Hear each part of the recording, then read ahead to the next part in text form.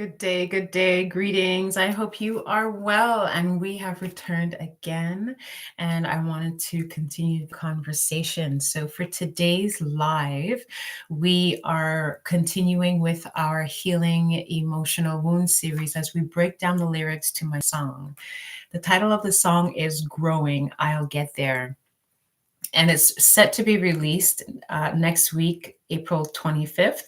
I'm going to be performing it live at the Rise Rise and Flow Artist Competition next week, Friday evening. So I'm really excited about that. And I thought that it would have been a really great opportunity to bring everyone along on the journey as I just break down the meaning of the song, because I realized the way that I work and the way that I will be creating music in the future is very much going to be based around how to help and support my clients, right? Because whatever you're consuming on a regular basis, and especially on an intentional journey, it really adds to the level of success you're going to experience. And so this is why I thought it would be really great for you all to have this kind of lyrical experience and like a psychological experience of it before you get a visceral or rhythmic or the complete melodic experience. So,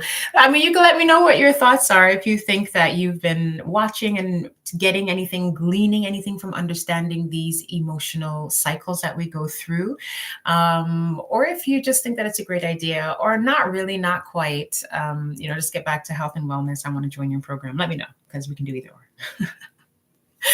But today I wanted to talk about the third principle, right? So we began the conversation with alignment.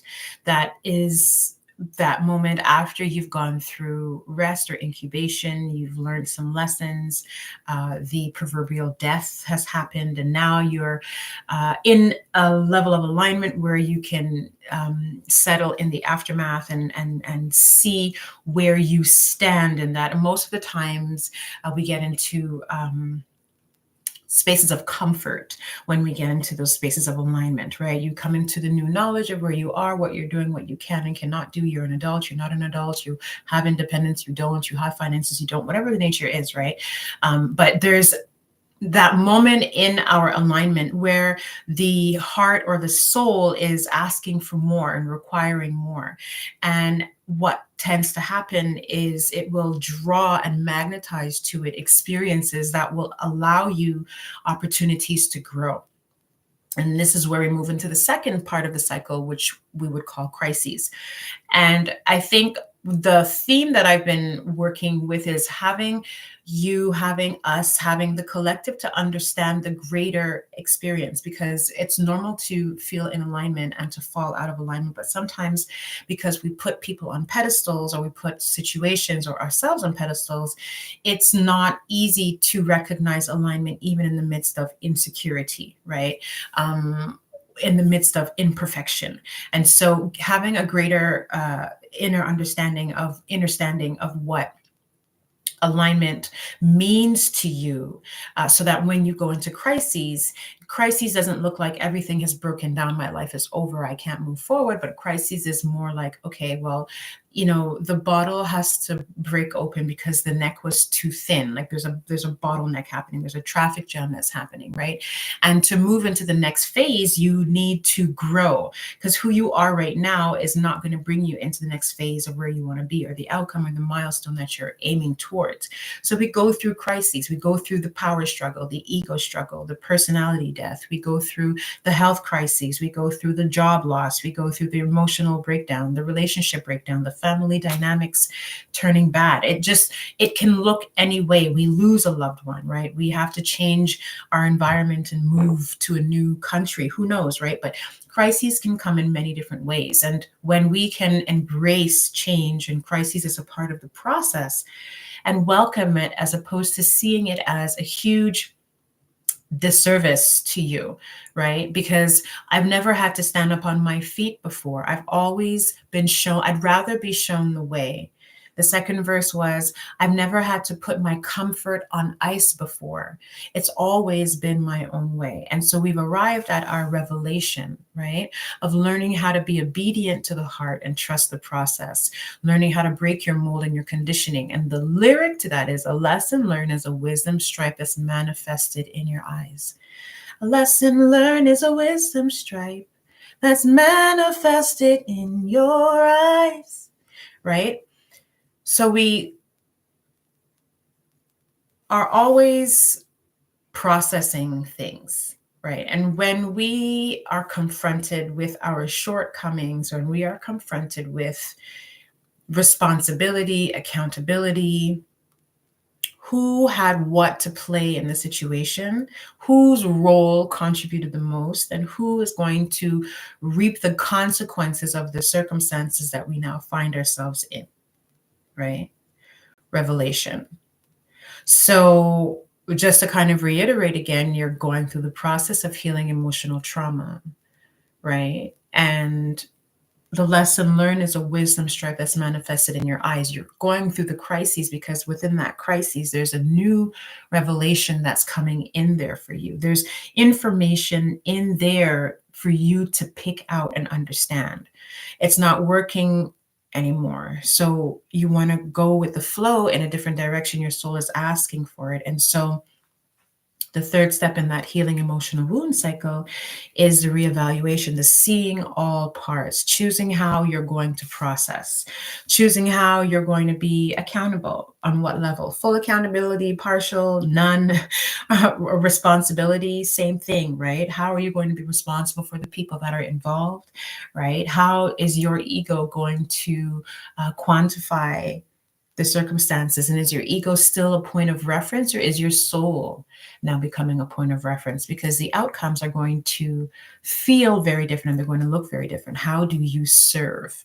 Right. And so, how do you do that? Everything is mirroring you. Everything right now is saying, hey, this is what the circumstances are, right? Like, look at me, look at this. This is who we are. This is what it is. This is where here is now. And based off of that, what is your contribution to this? How did you get to this circumstance? What were you eating all the time, knowing that you shouldn't have been, couldn't have been? What were you taking? What were you doing that your body was consistently giving you the messages, hey, this is not ideal. This is not what I need, but you continued on, right? How many times have people had conversations with you letting you know that, well, what you're doing is not good. Basically, I don't feel comfortable. I don't feel confident. I don't know if we can continue in the circumstances. How many times have you may have received a warning, or you have had the niggling feeling, or you have heard deep within yourself, it's time to shift, it's time to change, and you didn't do it. And you went into a crisis, and now there's the accountability of, oh, wow. So what part of it did you really take part in? You know what I mean? Like, which part of it are you accountable for? Are you going to stand up and say, hey, I can clean up this mess. I can be accountable to myself. I can commit to the time that's required to A, recognize, B, understand, B, C, learn how to do it, and D, move forward with this new revelation. But in the process of revelation, it's, we're here because the vision that you have of yourself isn't big enough. When the vision that we have of ourselves isn't big enough, we feel pain, we feel discomfort, and we require growth, right? You're living too small. Things are easy for you, and so you go through them with ease, and now they start to break down because they're requiring you to use it differently or to put it down. Its time has passed. Move on. Something else is waiting for you, but there may be some comfort issues that you are not prepared to face. However that comfort looks, moving out of your home, moving out of your hometown, moving away from your job, moving out of the relationship, moving away from the food that you eat, changing the religion that you were brought up in, right? Like, so what is required of you? You're not used to living or functioning from a deeper truth. And this is what I find to be true as well. So many of us are robbed of the opportunity of authenticity as a child or growing up, and people will accommodate the discomfort that your shortcomings, let's call them. I have them too. We all have them, right? But the shortcomings that you have, people compensate, and they don't tell you the truth. And so you end up perpetuating, this alignment. So when crisis comes, now it's like, well, how come?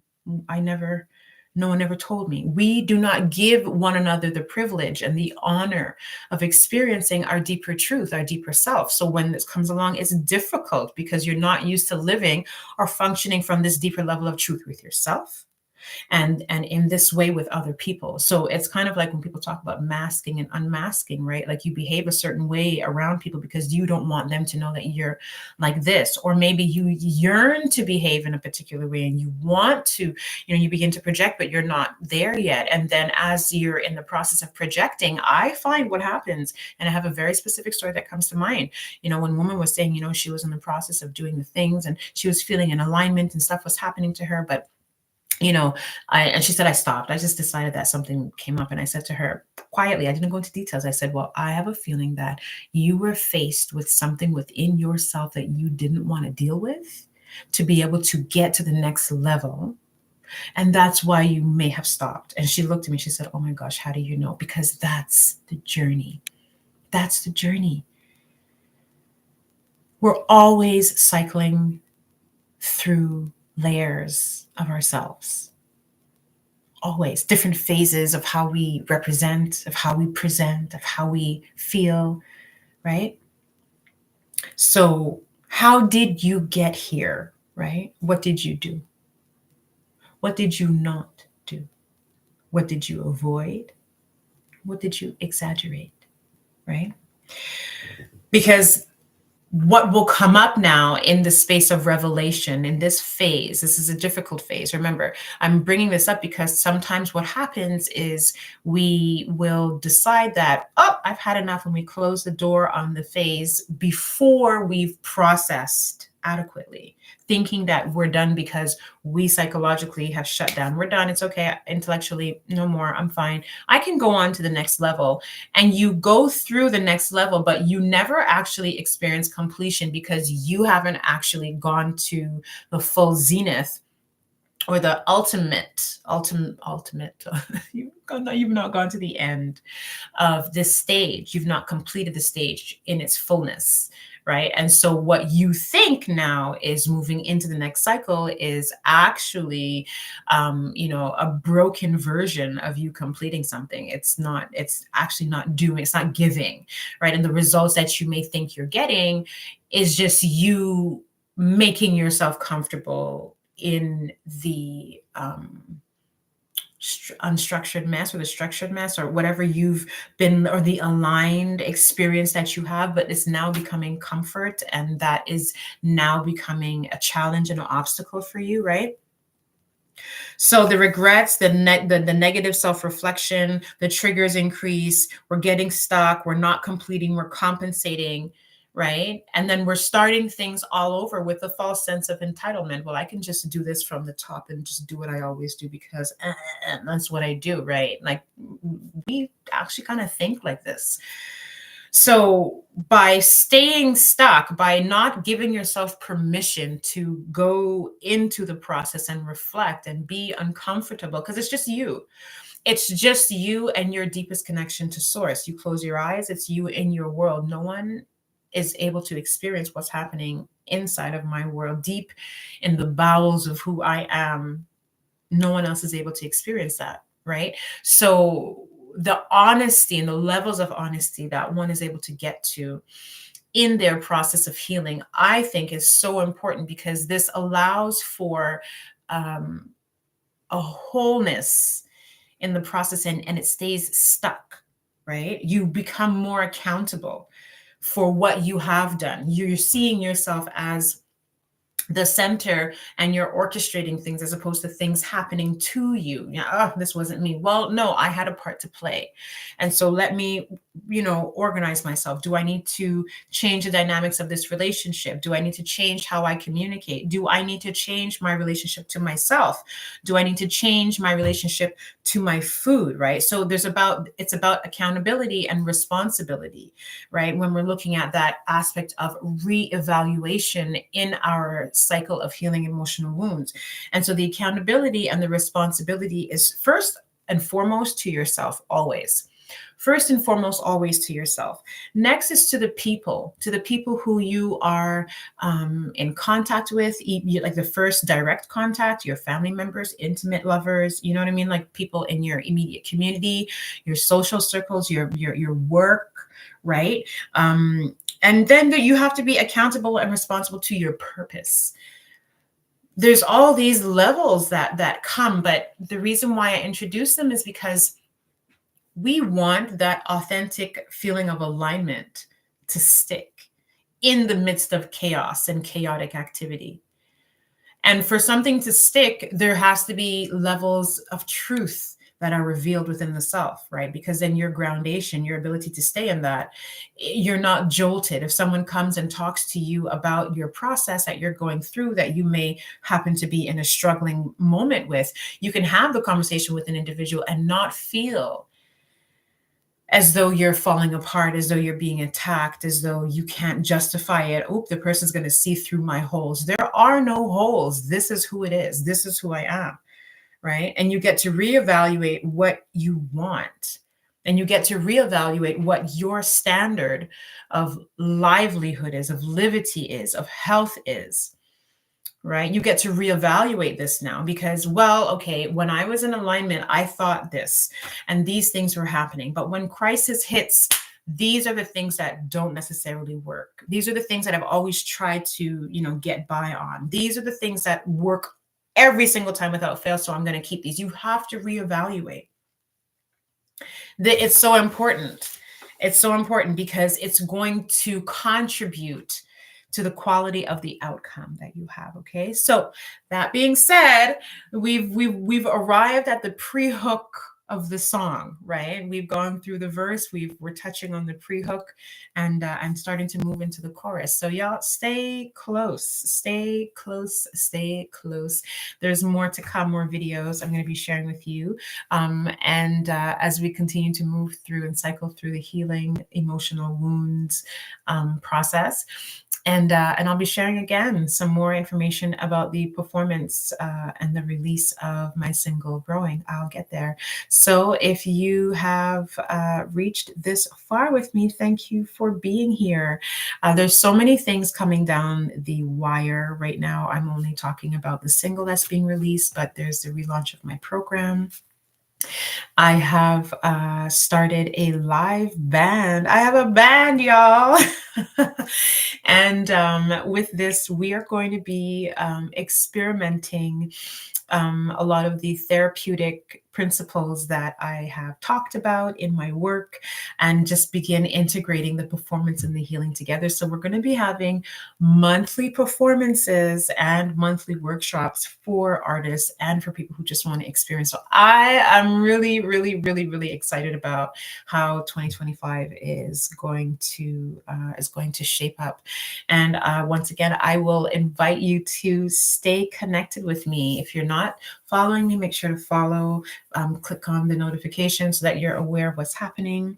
You can go to my link in the bio and pre-save the song that's coming out and stay tuned for more videos.